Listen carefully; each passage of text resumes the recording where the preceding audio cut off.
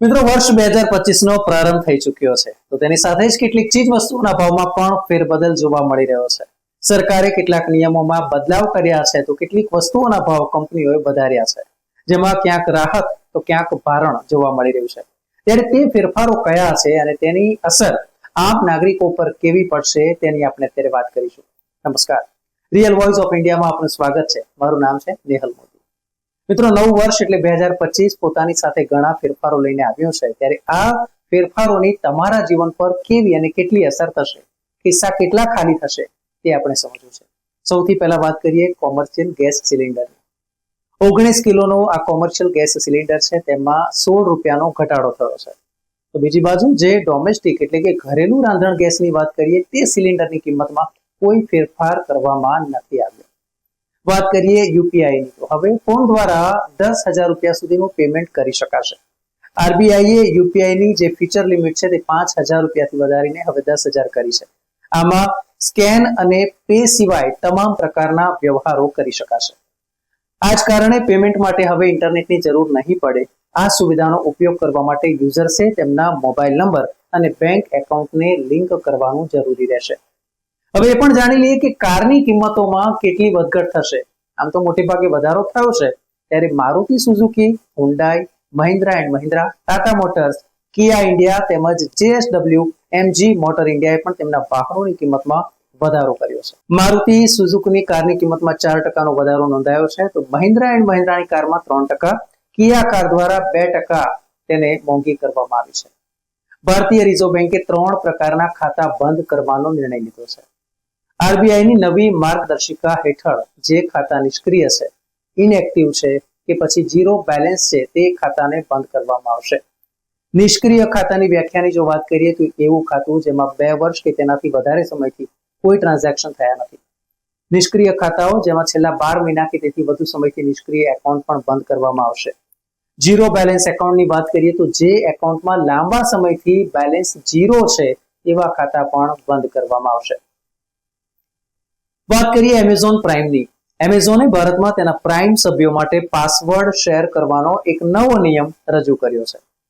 જાન્યુઆરી 2025 થી પ્રાઇમ સભ્યોને વધુમાં વધુ 5 ડિવાઇસીસમાં સાઇન ઇન કરવાની મંજૂરી રહેશે, જેમાં વધુમાં વધુ 2 ટીવી સહિત સાઇન ઇન પણ સામેલ છે. એટલે કે આપ 2 ટીવીમાં અને 3 મોબાઈલમાં પણ એક જ સાથે એક જ પાસવર્ડથી આપ તેનો ઉપયોગ કરી શકશો.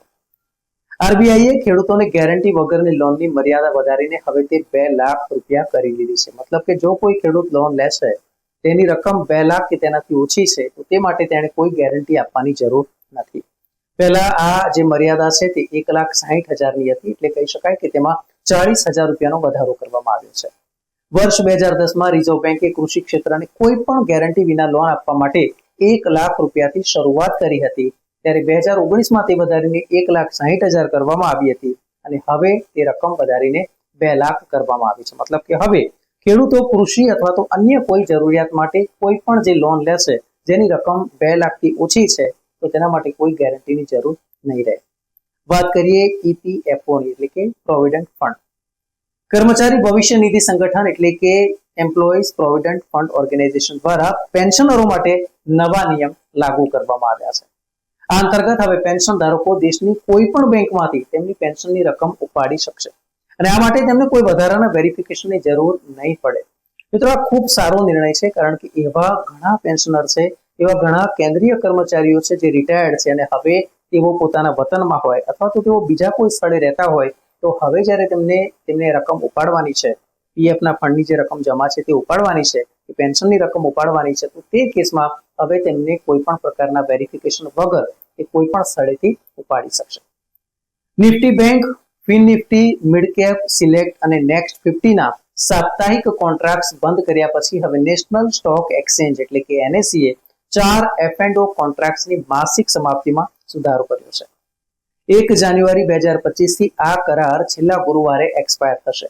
અગાઉ નિફ્ટી બેંકના માસિક અને ત્રિમાસિક કોન્ટ્રાક્ટ મહિનાના છેલ્લા બુધવારે એક્સપાયર થતા હતા, ત્યારે હવે ફિન નિફ્ટી મંગળવારે સમાપ્ત થતા હતા.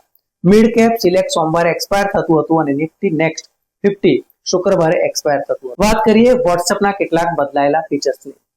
વોટ્સએપ 1 જાન્યુઆરીથી એન્ડ્રોઈડ 4.4 કિટકેટ અને તેના પહેલાના વર્ઝન છે તેના પર કામ નહીં કરે. વોટ્સએપ સિવાય મેટાના અન્ય પ્લેટફોર્મ જેમ કે ફેસબુક અને ઇન્સ્ટાગ્રામ પણ આ સ્માર્ટફોન પર કામ કરવાનું બંધ કરી દેશે. કંપનીના જણાવ્યા અનુસાર સુરક્ષાના કારણોસર આ નિર્ણય લેવામાં આવ્યો છે. જૂની ટેકનોલોજીમાં જરૂરી સુરક્ષા ફીચર્સ નથી અને તેને કારણે હેકિંગ થાય તેવી શક્યતા છે, જેને ધ્યાનમાં લઈને આ નિયમ લાગુ કરવામાં આવ્યો છે. વાત કરીએ વીમાની જે ભાડા છે તેની, તો ઓઇલ માર્કેટિંગ કંપનીઓએ એવિએશન ફ્યુઅલ એટલે કે એટીએફની કિંમતમાં ઘટાડો કર્યો છે અને તેનાથી વીમાની ભાડા હવાઈ મુસાફરી એ સસ્તી થઈ શકે છે. અને છેલ્લે સરકારે 1 જાન્યુઆરીએ સૌથી મોટી બાબત એ છે કે પેટ્રોલ અને ડીઝલના ભાવમાં કોઈ પણ ફેરફાર કર્યો નથી. અમદાવાદની વાત કરીએ તો અમદાવાદમાં આજે પેટ્રોલનો ભાવ છે તે 94 રૂપિયા અને 58 પૈસા છે પ્રતિ લીટર. ડીઝલની વાત કરીએ તો 90 રૂપિયા 25 પૈસા પ્રતિ લીટરનો ભાવ ચાલી રહ્યો છે. મિત્રો, અમને આશા છે કે આ વિડીયો આપને ખૂબ જ રસપ્રદ લાગ્યો હશે. ઘણી માહિતી આપને જાણવા મળી હશે. મિત્રો, આવા જ માહિતીસભર વિડીયો જોવા આપ અમારી યુટ્યુબને સબસ્ક્રાઇબ કરો, તેમજ ગુજરાતી, હિન્દી અને અંગ્રેજીમાં સમાચાર વાંચવા માટે આપ revoy.in ઓપન કરો. ધન્યવાદ.